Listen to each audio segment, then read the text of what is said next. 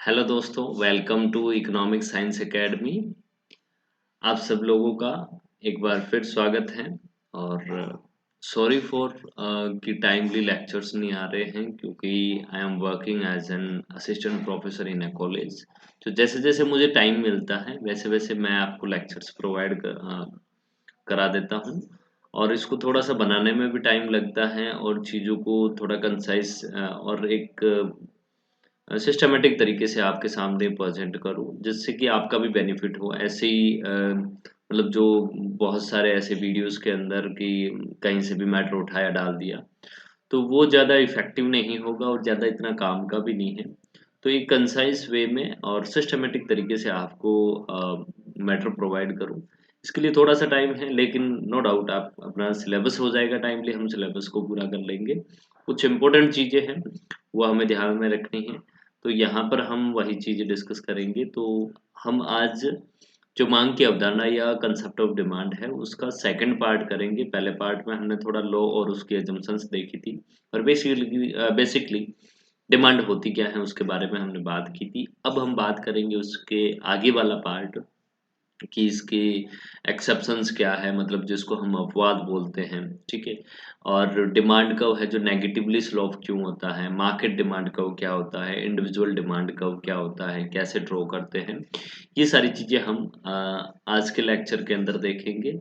तो आप बने रहिए और शेयर करते रहिए। मैं इसके बाद में डिमांड का एक थर्ड लेक्चर आएगा, और उसके बाद में हम इस डिमांड के कंसेप्ट के एमसीक्यूज करेंगे, ठीक है। और उधर स्टैटिस्टिक्स के अंदर भी हम अर्थमेटिक मीन और उसके बाद में उसका कैलकुलेशन पार्ट, उसके कुछ एमसीक्यूज, फिर उसके बाद में मोड और मीडियन, ये सारी चीज़ें करेंगे। तो आपको धीरे-धीरे है जो क्विकली लेक्चर्स मिलते रहेंगे, तो आप इसको देखिए अच्छे से और इसके नोट्स बनाइए, ठीक है। और पढ़ते रहिए, अपना रिवीजन करते रहिए। तो हम स्टार्ट करते हैं। What is individual demand curve और मार्केट डिमांड कर्व क्या होता है, कैसे बनता है ये market, how we can draw this market demand curve, okay. And next one is exceptions, जिसको हम हिंदी में बोलते हैं अपवाद। अपवाद कौन कौन से हैं, और डिमांड कर्व है जो इस तरीके से नेगेटिवली स्लोप है जो क्यों होता है, ये नेगेटिव स्लोप है जो क्यों होता है, why demand curve, why negative slope, ठीक है। इसके कुछ रीजंस देखेंगे हम, ये चीजें डिस्कस करेंगे। तो स्टार्ट करते हैं इस डिमांड कर्व के कंसेप्ट को, कंसेप्ट ऑफ डिमांड को। तो इसमें देखिए कुछ फीचर्स है जो लॉ ऑफ डिमांड की हमने डिस्कस की थी, अजम्पशंस डिस्कस की थी, और उसके साथ साथ लॉ ऑफ डिमांड भी डिस्कस किया था। तो यहाँ पर देखिए लॉ ऑफ डिमांड में प्राइस और डिमांडेड क्वांटिटी के बीच में क्या है, इनवर्स रिलेशनशिप है, मतलब कि विपरीत संबंध होता है। और ये दोनों है जो एक दूसरे से नेगेटिवली रिलेटेड है, ठीक है। दूसरे शब्दों में अगर हम बोलना चाहे तो these are it means price and quantity demanded is negatively related. Negatively मतलब एक ऋणात्मक संबंध है, इन दोनों के बीच में क्या है, ऋणात्मक संबंध है, ठीक है। और ये इसको कह सकते हैं कि आप दोनों के बीच में विपरीत संबंध है। कौन सा संबंध है, विपरीत संबंध है, ठीक है। और यहाँ पर जो डिमांड कर्व है, वो डिमांड कर्व है जो इस तरीके का बनता है, मतलब कि इन नेगेटिवली स्लोप्ड है, ठीक है। इसका स्लोप है जो किस तरीके से होता है, इसका स्लोप है जो लेफ्ट टू राइट डाउनवर्ड, इसको बोल सकते हैं, ठीक है। लेफ्ट टू राइट डाउनवर्ड, ठीक है। दाएं से बाईं ओर नीचे, ठीक है। आप देख लेना, लेफ्ट टू राइट डाउनवर्ड।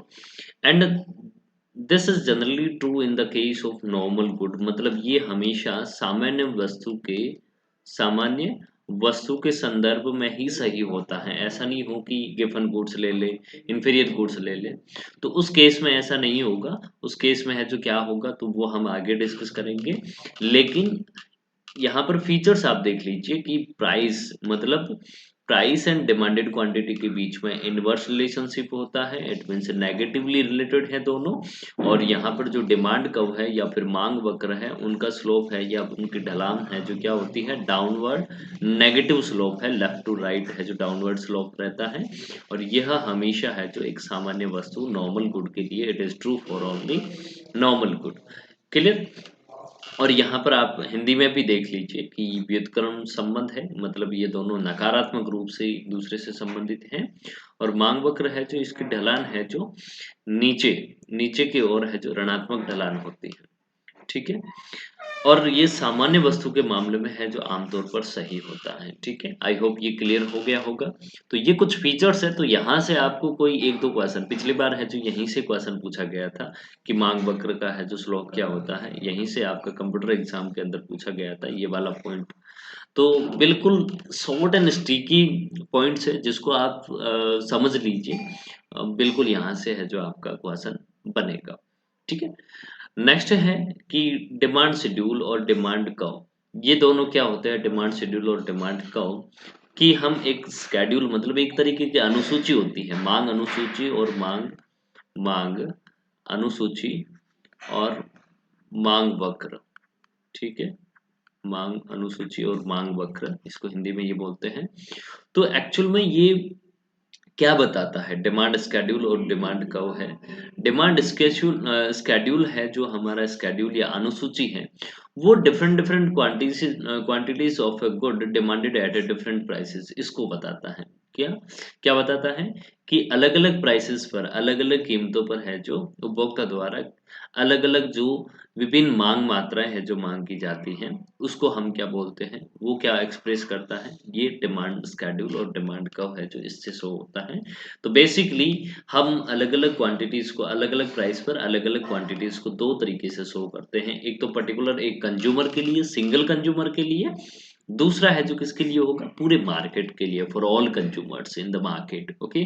सो यहाँ पर आप देख सकते हैं कि ये विभिन्न कीमतों पर मांग की गई वस्तुओं की विभिन्न मात्राओं के बीच संबंध को दर्शाता है। मांग की गई विभिन्न वस्तुओं या फिर वस्तुओं की मांगी गई मात्राओं के बीच में और कीमतों के बीच में ये संबंध को दर्शाता है। ठीक है, इनके बीच में क्या रिलेशन है, तो हम वो इंडिविजुअल डिमांड का मतलब व्यक्तिगत मांग अनुसूची और वक्र, और बाजार मांग अनुसूची और वक्र से समझेंगे। ठीक है।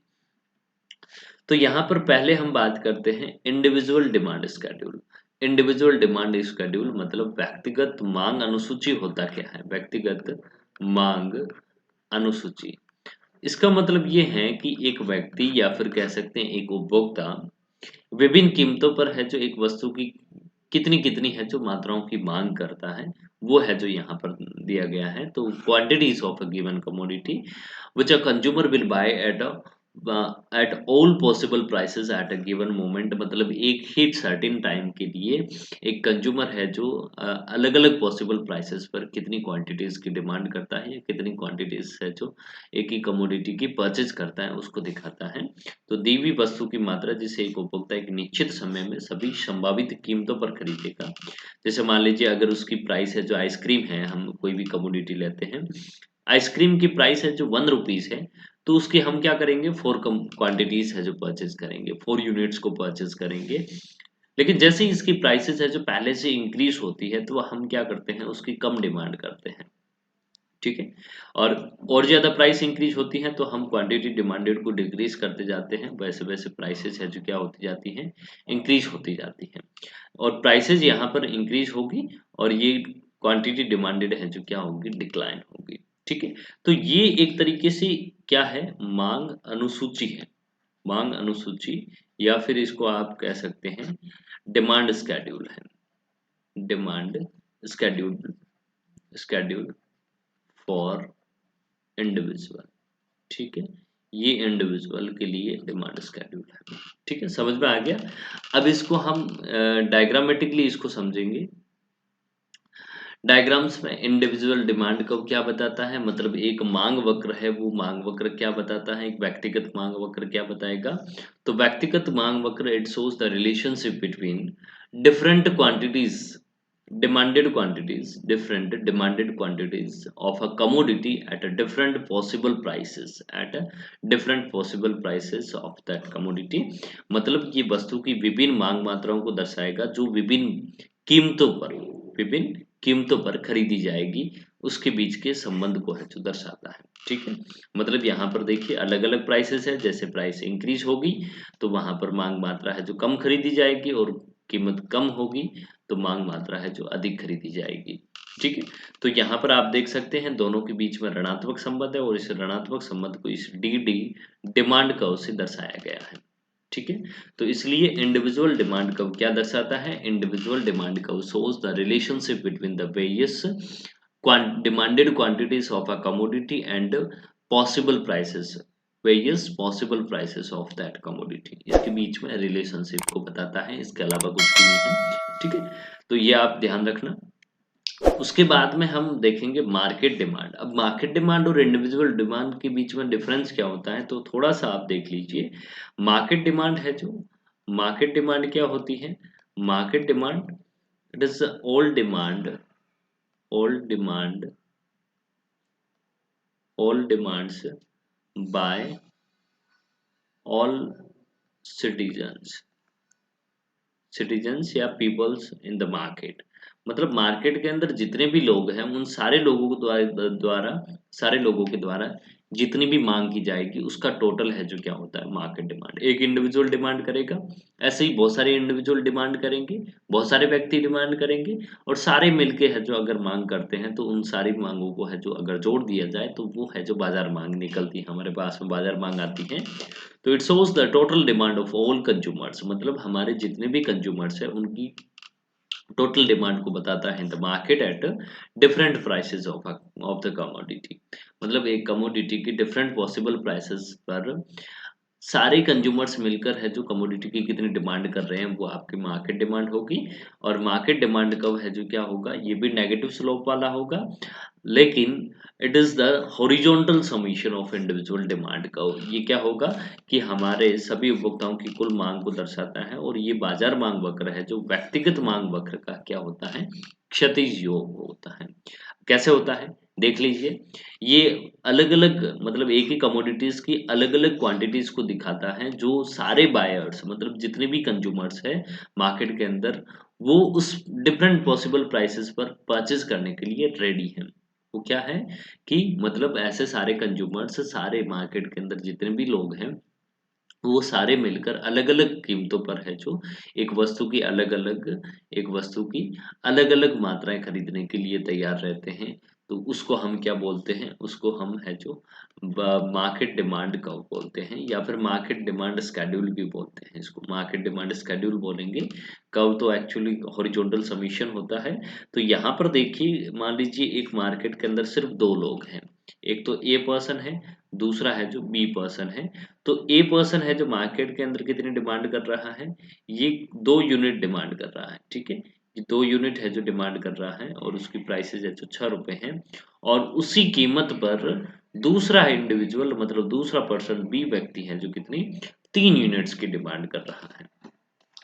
Here the individual A demand of 2 units of X commodity, which is purchased at price of 6 rupees, and here the individual B demanded 3 units of X commodity at prices of 6 rupees, price of 6 rupees।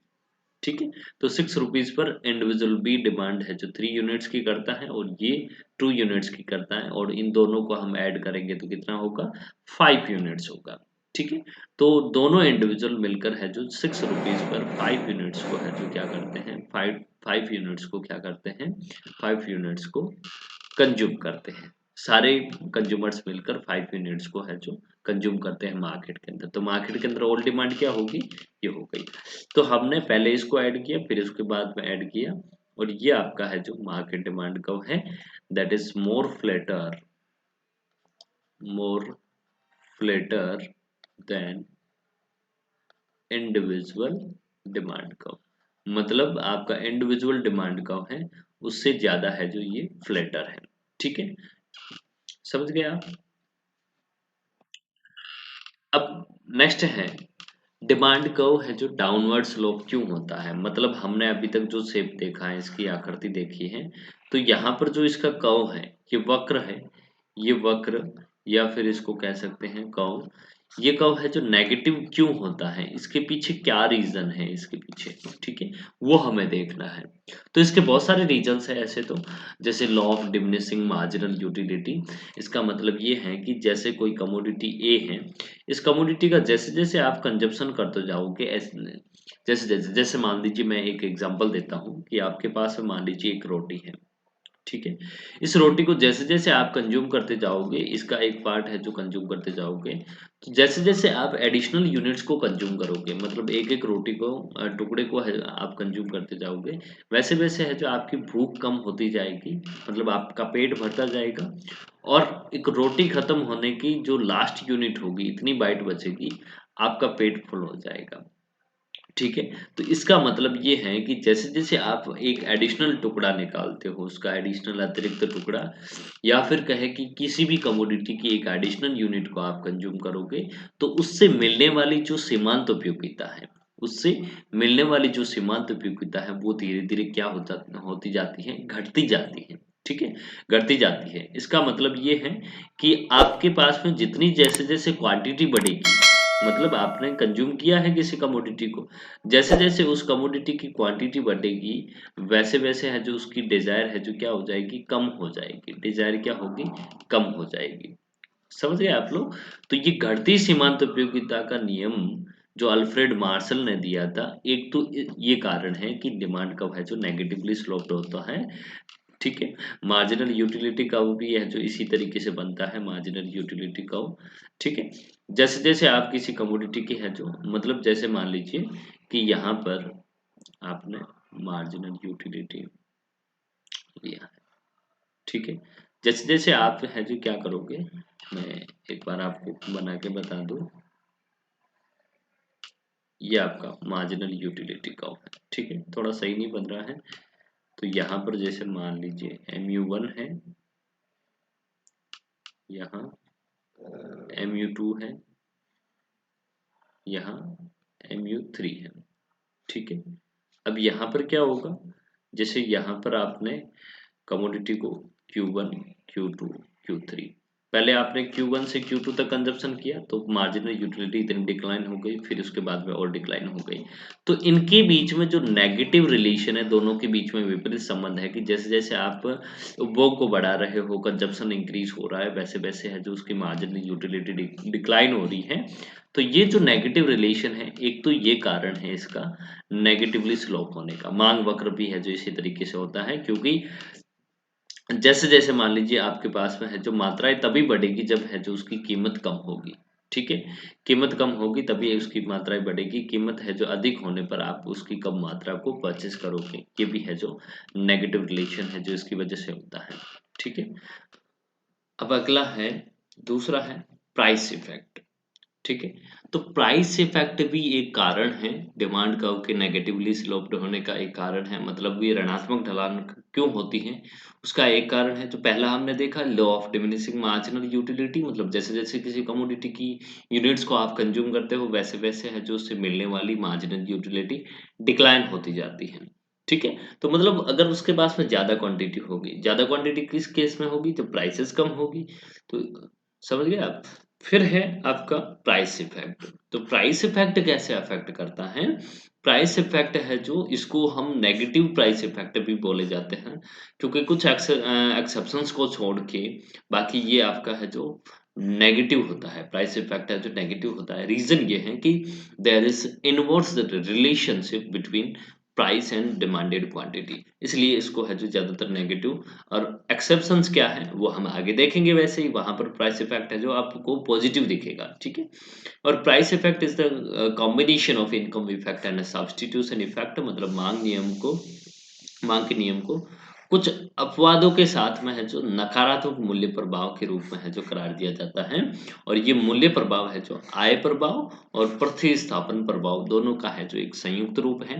अब देखिए ये price effect also a reason for downward sloping of demand curve. So यहाँ पर आप देख सकते हैं, पहला है सब्स्टिट्यूशन इफेक्ट।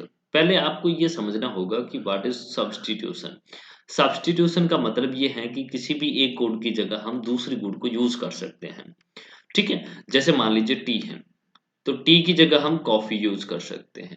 ठीक है, कॉफी यूज कर सकते हैं। तो ऐसे ही आपकी बहुत सारी ऐसी गुड्स होती है जिसकी जगह मतलब उसकी दूसरी है जो सब्स्टिट्यूट गुड्स होती हैं, उसको हम उसकी जगह यूज कर सकते हैं इन the case of prices increase या डिक्रीज होती है उस केस में। तो when price of a commodity falls it becomes relatively cheaper than other substitute commodity। जैसे आपने दो टी, एक आपने टी और आपने दूसरा है जो कॉफी ले लिया। ठीक है, तो इस केस में क्या होगा कि अगर मान लीजिए चाय की कीमत है जो कम हो जाती है, मतलब मान लीजिए price of a commodity, suppose a commodity is T, T की प्राइसेस है जो कम डिक्लाइन होती है, मतलब इसकी कीमत है जो चाय की कीमत कम हो जाती है, then decrease the quantity of coffee and increase the quantity of tea. ठीक है, यहाँ पर आप देख लीजिए, यहाँ पर कॉफी की क्वांटिटी तो क्या होगी, डिक्लाइन होगी, लेकिन चाय की क्वांटिटी क्या है, इंक्रीज होगी। ठीक है, तो आप समझ गए कि मतलब जैसे ही चाय की कीमत कम हुई, चाय की कीमत है जो कम हुई, प्राइस इसकी जैसे ही डिक्लाइन हुई, वैसे ही है जो कॉफी की क्वांटिटी भी साथ में डाउन होगी, क्योंकि लोग है जो ज्यादातर क्या प्रेफर करेंगे, चाय को प्रेफर करेंगे। ठीक है, तो चाय की है जो डिमांडेड क्वांटिटी क्या होगी, इंक्रीज होगी। ठीक है, आई होप ये आपको क्लियर हो गया होगा। मतलब किसी वस्तु की कीमत गिरती है तो स्थानापन्न वस्तु की तुलना में है जो वो अपेक्षाकृत क्या हो जाती है, सस्ती हो जाती है। स्थानापन्न वस्तु जो यहाँ पर कॉफी थी, और कॉफी की तुलना में चाय सस्ती होने पर है जो चाय की मांग मात्रा है जो बढ़ती है। ठीक है, आगे आप देख लीजिए, इट इंड्यूसेस कंज्यूमर, मतलब ये क्या करता है कि सब्स्टिट्यूशन इफेक्ट क्या करता है कि कंज्यूमर्स को, मतलब कोई कमोडिटी है जो दूसरी कमोडिटी जो सब्स्टिट्यूट कमोडिटी है, स्थानापन्न वस्तु है, उसकी तुलना में अगर सस्ती होती है, if a commodity cheaper than other substitute commodity, then consumer to substitute the commodity whose price has fallen for other commodities which have now become relatively expensive। ठीक है, मतलब दोनों मैंने आपको एग्जांपल दिए। सपोज वो कहता है कि चाय की अगर कीमत कम हो जाती है तो वो क्या करेगा, जो कॉफी पीने वाले लोग हैं, वो कॉफी पीने वाले लोग क्या करेंगे, वो चाय से सब्स्टिट्यूट कर देंगे इसको, अपने आप को। ठीक है, मतलब वो कॉफी का कंजप्शन बंद कर देंगे और चाय का कंजप्शन स्टार्ट कर देंगे। तो एक तरीके से हम इसको कह सकते हैं कि ये कंज्यूमर्स को है जो इस तरीके से इंड्यूस करता है। तो यहाँ पर भी आपको है जो इन दोनों के बीच में नेगेटिव रिलेशन देखने को मिलता है। There is price and of a good and demanded quantity of a substitute have inverse relation. Okay, so यहाँ पर मतलब एक चाय की, टी की प्राइसेस डिक्लाइन होने पर कॉफी की सब्स्टिट्यूट कमोडिटी की है जो डिमांडेड क्वांटिटी है जो ये भी डिक्लाइन होगी, लेकिन क्वांटिटी डिमांडेड ऑफ चाय टी की है जो क्या होगी, इंक्रीज होगी।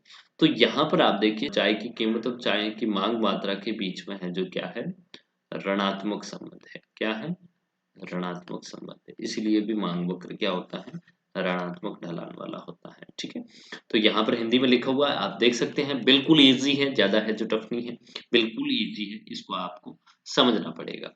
ठीक है, फिर है इनकम इफेक्ट, क्योंकि हमने बोला कि price effect is the summation of substitution effect plus income effect. दूसरा है इनकम इफेक्ट। इनकम इफेक्ट क्या होता है, इनकम इफेक्ट मतलब इनकम के अंदर कुछ चेंजेस होने की वजह से है जो डिमांडेड क्वांटिटी के अंदर क्या चेंज होता है।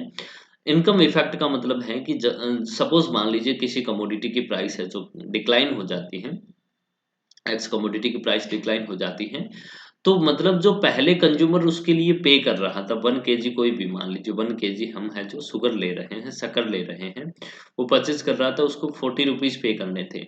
लेकिन अब वही 1 kg उसका कंजप्शन है, लेकिन वो प्राइस है जो शुगर सस्ता हो गया और ये 35 रुपीज में हो गया, मतलब 35 रुपए का मिल रहा है।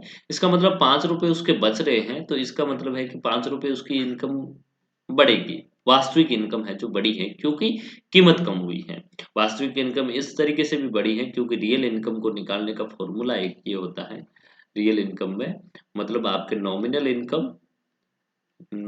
Income divided by prices, price index है जो इस तरीके से रियल इनकम निकालते हैं। तो इस तरीके से प्राइस इंडेक्स कम होगा, रियल इनकम है जो क्या है बढ़ेगी। ठीक है, तो ये नॉर्मल गुड के केस में होता है और रियल इनकम या फिर कहे कि परचेजिंग पावर है जो इंक्रीज हो जाती है और इसलिए वो किसी भी नॉर्मल गुड की है जो ज्यादा डिमांड करेगा, किसी भी नॉर्मल गुड की है जो ज्यादा डिमांड करेगा।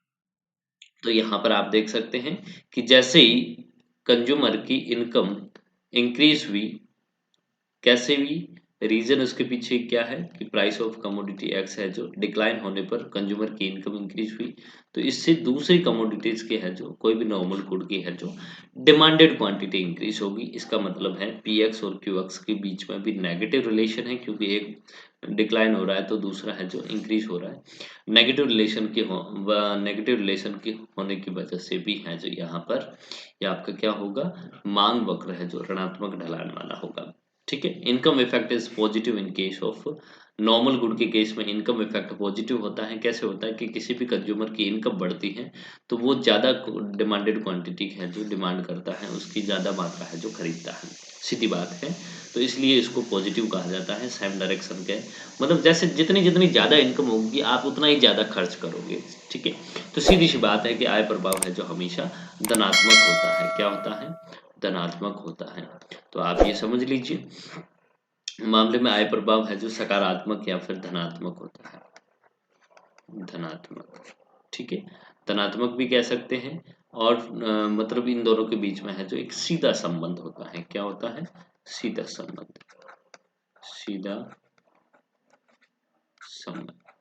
ठीक है, अब हम आगे बात करते हैं इनकम इफेक्ट के बाद में कुछ चीजें हैं यहाँ पर। जैसे मान लीजिए मार्केट के अंदर नए कंज्यूमर्स आ जाते हैं तो नए कंज्यूमर्स है जो और चीजों की डिमांड करेंगे तो इसकी वजह से भी डिमांड है जो बढ़ जाती है, मतलब नए उपभोक्ताओं के आगमन से और कमोडिटी के डिफरेंट डिफरेंट यूजेस की वजह से भी है जो इनके बीच में नेगेटिव रिलेशन होता है, मतलब ऋणात्मक संबंध होता है। ठीक है, तो आपको समझ में आ गया होगा कि यहाँ पर है जो कौन कौन से कारक हैं, कौन कौन से फैक्टर्स हैं जो responsible that response factors that responsible that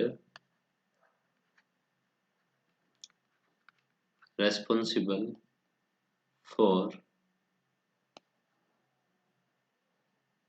downward sloping demand curve। ठीक है, डाउनवर्ड स्लोपिंग डिमांड कर्व। ठीक है, कौन कौन से फैक्टर्स है तो मैंने एक आपको करवा दिया, law of diminishing marginal utility. दूसरा है जो मैंने आपको करवाया है price effect, price effect also split into substitution effect and income effect. और उसके बाद में है जो मैंने आपको क्या करवाया है, सब्स्टिट्यूशन एंड इनकम इफेक्ट, फिर आपके arrival of new consumers and different uses of a commodity. ये कुछ रीजंस है जिसकी वजह से डिमांड कर्व है जो आपका नेगेटिवली स्लोप होता है। ठीक है, फिर हम अब बात करते हैं इसके एक्सेप्शंस की, मतलब इसके अपवादों की कि इसके कौन कौन से ऐसे अपवाद हैं जिसकी वजह से है जो मांग वक्र ऋणात्मक संबंध वाला ना होकर कौन सा है, धनात्मक संबंध वाला होता है। मतलब ये ओरिजिन पॉइंट से है जो सीधी लाइन होती है, दोनों के बीच में है जो मतलब दोनों वेरिएबल, एक ये चर आपका चर कौन से है, कीमत मतलब price variable and demanded quantity variable, demanded quantity variable दोनों है जो सेम डायरेक्शन के अंदर मूव होते हैं, दोनों ही सेम डायरेक्शन के अंदर मूव होते हैं, तो इसलिए इनके बीच में पॉजिटिव रिलेशन होता है। तो कुछ ऐसी कमोडिटीज होती हैं whose demand increase when the price rises and decrease when the prices falls. मतलब कुछ ऐसी कमोडिटीज जिसकी जो प्राइसेस इंक्रीज होने पर डिमांडेड क्वांटिटी इंक्रीज होती है और प्राइसेस है जो डिक्रीज होने पर उसकी डिमांडेड क्वांटिटी क्या होती है, डिक्लाइन होती है। तो इन दोनों के बीच में है जो क्या है, डायरेक्ट रिलेशन आप बोल सकते हो, डायरेक्ट रिलेशन, सीधा संबंध होता है। क्या होता है, सीधा संबंध होता है। आप हिंदी में बोल सकते हो इसका, इनके बीच में है जो सीधा संबंध होता है। तो ऐसे है जो अपवाद वाली कुछ वस्तुएं होती हैं। तो सीधा संबंध कैसे होता है, तो यहाँ मांग वक्र है जो यहाँ पर आप देख सकते हैं, दाएं से बाएं, ऊपर की ओर, ऊपर की ओर ढलान, ठीक है। या फिर आप कह सकते हो left to right upward sloping, upward sloping, ठीक है। तो ये वाला है जो मैटर है यहाँ पर। तो अब ये अपवाद कौन कौन से हैं, किस केसेस के अंदर ऐसा पॉसिबल होता है, उसको हम देखेंगे। तो सबसे पहले एक गिफन पैराडॉक्स की बात करते हैं। सर रॉबर्ट गिफन ने है जो एक पैराडॉक्स दिया था, उन्होंने ये गिफन गुड्स के लिए दिया था, उन्हीं के नाम पर है जो गुड्स का नाम है जो गिफन गुड्स हुआ था। तो इस केस के अंदर है जो डिमांड कर्व का स्लोप है जो upward from left to right होता है, जैसा कि मैंने अभी आपको बताया। और ये फैक्ट है जो सबसे पहले सर रॉबर्ट गिफन ने बताया था। उन्होंने बताया था कि मांग वक्र है जो कुछ स्थितियों के अंदर, कुछ वस्तुओं के केस में है जो क्या हो सकता है, धनात्मक ढलान वाला हो सकता है, ठीक है। पहला है आपका आर्टिकल्स ऑफ डिस्टिंक्शन। डिस्टिंक्शन मतलब है जो कुछ अलग तरीके की वस्तुएं, जो है जो समाज के अंदर कुछ प्रतिष्ठित लोग हैं, जो समाज के अमीर लोग हैं, उनको समाज दूसरी कम्युनिटी से अलग कर सके। मतलब ऐसी डिस्टिंक्शन वाली कुछ आर्टिकल्स है, कुछ वस्तुएं ऐसी होती हैं जिनकी वैल्यू है प्रेस्टीज, प्रेस्टीज वैल्यू होती है जिनकी, ठीक है। तो ये अमीर लोग हैं जो इसकी डिमांड करते हैं, रिच पीपल है जो डिमांड करते हैं, और these articles become more attractive if their prices goes up, ठीक है। तो मतलब ये चीजें क्या है कि जितनी ज्यादा महंगी होगी, अमीर लोग हैं जो उतनी ही ज्यादा परचेस करेंगे, जिससे कि सोसाइटी के अंदर है जो उनका टैग बचा रहे कि वो है जो सोसाइटी के अंदर सबसे रिच लोग हैं, ठीक है। तो ये आर्टिकल्स ऑफ डिस्टिंक्शन है। तो इस केस में भी मांग वक्र है जो सीधी ढलान वाला होगा, मतलब क्या है कि सीधा संबंध होगा, सीधा संबंध होगा। कैसे होगा, क्योंकि जैसे जैसे इसकी है जो कीमत बढ़ती जाएगी, वैसे वैसे इसकी क्या है, मांग बढ़ती जाएगी। ये मांग मात्रा है जो, मांग मात्रा बढ़ रही है, और ये आपकी क्या है, कीमत बढ़ रही है, ठीक है। तो यहाँ पर जैसे जैसे ऐसी कमोडिटी जिनकी प्राइसेस है जो इंक्रीज होती हैं, मतलब जो प्रेस्टीज वैल्यूज वाली वस्तुएं होती हैं, जिनकी सोसाइटी के अंदर है जो रखने वाले लोग हैं, जो रिच क्लास के लोग होते हैं, तो ऐसे लोग हैं जो प्राइसेस इंक्रीज होने पर इन कमोडिटीज का कंजप्शन है जो इंक्रीज कर देते हैं, ठीक है। तो एक तो ये हो गया। और ये सबसे पहले है जो वेबलन ने अपनी जो कॉन्स्पिकस कंजप्शन की थ्योरी के अंदर है जो उन्होंने ये कंसेप्ट के अंदर की रिसर्च है जो फाइंड आउट की थी, इसलिए उनको है जो वेबलन इफेक्ट भी बोला जाता है, और प्रेस्टीज गुड्स इफेक्ट भी बोला जाता है, प्रेस्टीज गुड्स इफेक्ट भी है जो इसको बोला जाता है। तो इन्होंने सबसे पहले वेबलन ने है जो अपने विशिष्ट उपभोग वाली, आप इसका थोड़ा सा करेक्ट कर लेना, विशिष्ट उपभोग वाले सिद्धांत के अंदर इसका पता लगाया था, इसलिए इसको है जो वेबलेन प्रभाव बोला जाता है, या प्रतिष्ठा माल प्रभाव भी बोला जाता है। प्रतिष्ठा वस्तु प्रभाव है जो, इसको क्या बोलेंगे आप, प्रतिष्ठा वस्तु प्रभाव, ये भी बोल सकते हो आप, ठीक है। मतलब वस्तु जितनी ज्यादा महंगी होगी, लोग उतने ही ज्यादा अगर खरीदने वाले हैं। तो ये अमीर लोगों के केस में ही होता है, गरीब लोगों का काम ये नहीं होता है, ठीक है। फिर है आपकी गिफन गुड्स, जो सर रॉबर्ट गिफन ने जो एक्सप्लेन की थी, उसके केस में क्या होता है, गिफन गुड्स कौन से होती हैं, ऐसी गुड्स जो बिल्कुल इंफीरियर है। इंफीरियर मतलब है जो बिल्कुल घटिया वस्तु है, और उस घटिया वस्तु का कोई सब्स्टिट्यूट नहीं है, मतलब उसकी जैसी कोई दूसरी वस्तु है जो अवेलेबल नहीं है, उसके लिए कोई सब्स्टिट्यूट्स गुड्स अवेलेबल नहीं है, and which occupy a substantial part of a consumer budget. मतलब वो कंज्यूमर की इनकम का एक लार्ज पार्ट है जो उस पर एक्सपेंस होता है, ऐसी वस्तु को हम क्या बोलते हैं, इन गिफन गुड्स बोलते हैं, ठीक है। तो ये कंसेप्ट सबसे पहले सर रॉबर्ट गिफन ने दिया था, इसलिए इसको गिफन पैराडॉक्स भी बोला जाता है, और गिफन गुड्स का नाम भी है जो इनके नाम पर है जो पड़ा है, ठीक है। तो ये कंज्यूमर मतलब ये ऐसी जो घटिया वस्तु होती है जिसके कोई क्लोज सब्स्टिट्यूट्स, मतलब है कि निकट के स्थानापन्न नहीं होते हैं, निकट स्थानापन्न है जो उपलब्ध नहीं होते हैं, निकट स्थानापन्न उपलब्ध नहीं होते हैं, और वो उपभोक्ता की आय का है एक महत्वपूर्ण भाग है जो उस पर खर्च होता है, ठीक है। तो ऐसे ही आप ये हिंदी में पढ़ लेना, देख लेना एक बार।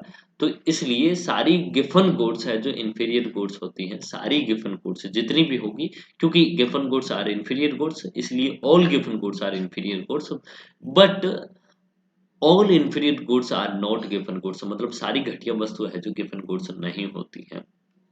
गिवन गुड्स के केस में क्या होता है कि अगर गिवन गुड्स, कोई भी गुड ऐसी है जिनकी अगर प्राइस बढ़ने पर उसके साथ साथ में उसकी डिमांड भी है जो इंक्रीज होती रहे, डिमांडेड क्वांटिटी, मतलब उस जो क्वांटिटी परचेज की जा रही है वो भी साथ साथ में इंक्रीज होती रहे और वो कम नहीं हो, तो उस केस में हम क्या कहेंगे कि ये है जो गिवन वस्तु है।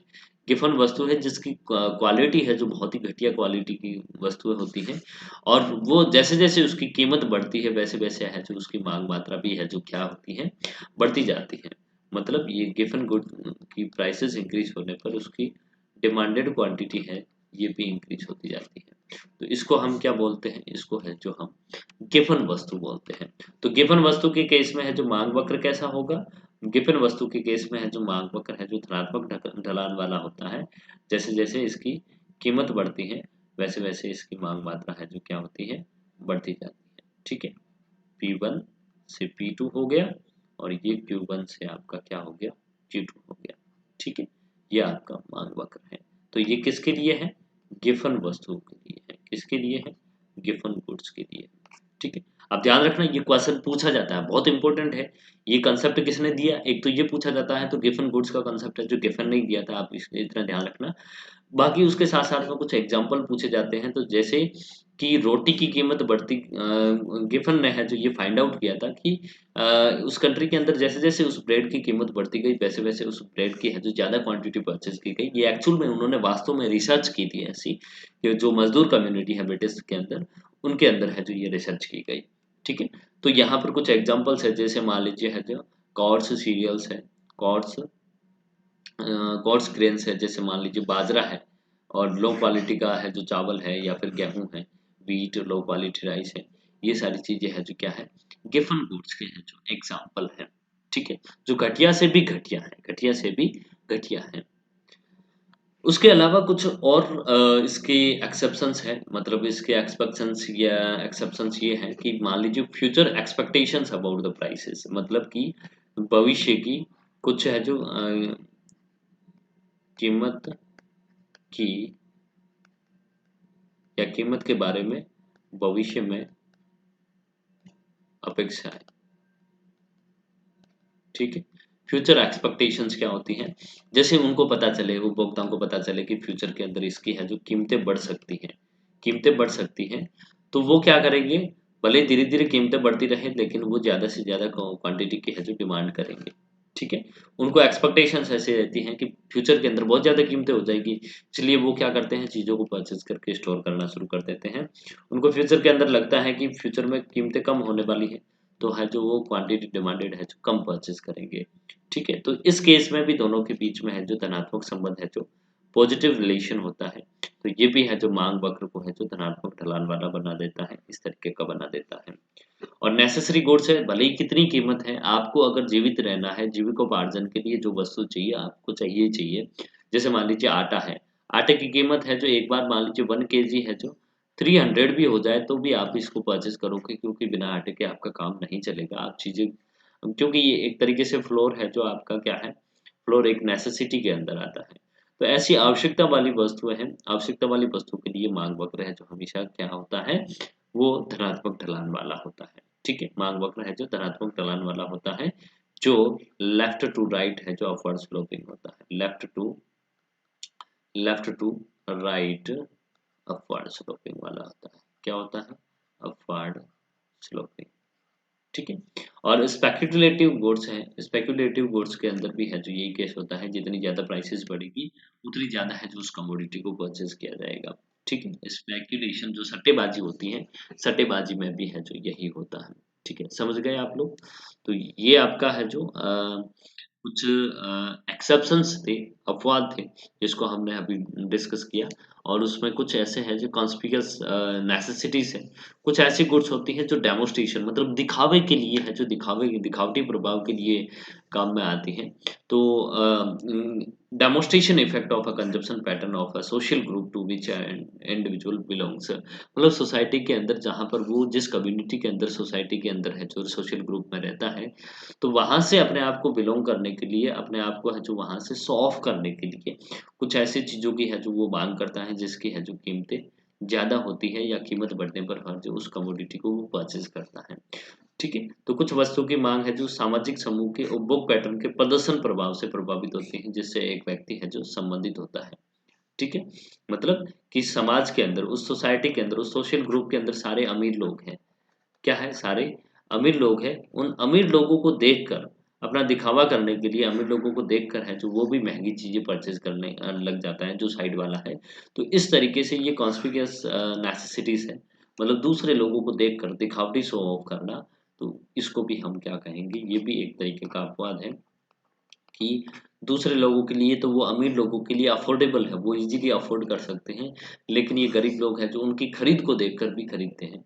तो ये एक तरीके का डेमोस्ट्रेशन इफ़ेक्ट है जो सोसाइटी के अंदर, उस सामाजिक ग्रुप के अंदर अपने आप को है जो प्रतिष्ठित वर्ग के बराबर करने के लिए वो ऐसा कार्य करता है। क्लासिकल ग्रुप है, मतलब जो वहाँ का जो रिच क्लास है, रिच क्लास के इक्वल है, जो इक्वलाइज़ करने के लिए, अपने आप को शो ऑफ करने के लिए वो क्या करता है? महँगी वस्तु को खरीदता है। तो इसको हम कॉन्स्पिकुअस नेसेसिटीज़ या डेमोंस्ट्रेशन इफेक्ट बोलते हैं। ठीक है? तो आई होप ये आपके क्लियर हो गया होगा बिल्कुल, और मैं सबसे माफ़ी चाहता हूँ कि टाइमली लेक्चर है जो नहीं ले पा रहा हूँ। दिक्कत ये है कि थोड़ी तबीयत खराब हो गई, और उसके साथ-साथ में है जो I am working as an assistant professor, so मेरे पास भी बहुत सारे काम होते हैं। तो मैं जैसे टाइम मिलता है तो आपकी स्टडी के लिए आपको मैटर प्रोवाइड हो, करेक्ट मैटर प्रोवाइड हो, इसके लिए मैं एफर्ट्स करके आप तक तुरंत पहुँचने की कोशिश करता हूँ। तो जल्दी से जल्दी मैं आपका सिलेबस करवा दूँगा। तो बिल्कुल टेंशन ना लीजिए, लेकिन जितना पढ़ो आप अच्छे से, सुंदर तरीके से उसको एक कंसाइज़ और सिस्टमैटिक वे से पढ़ते रहिए। Thank you so much.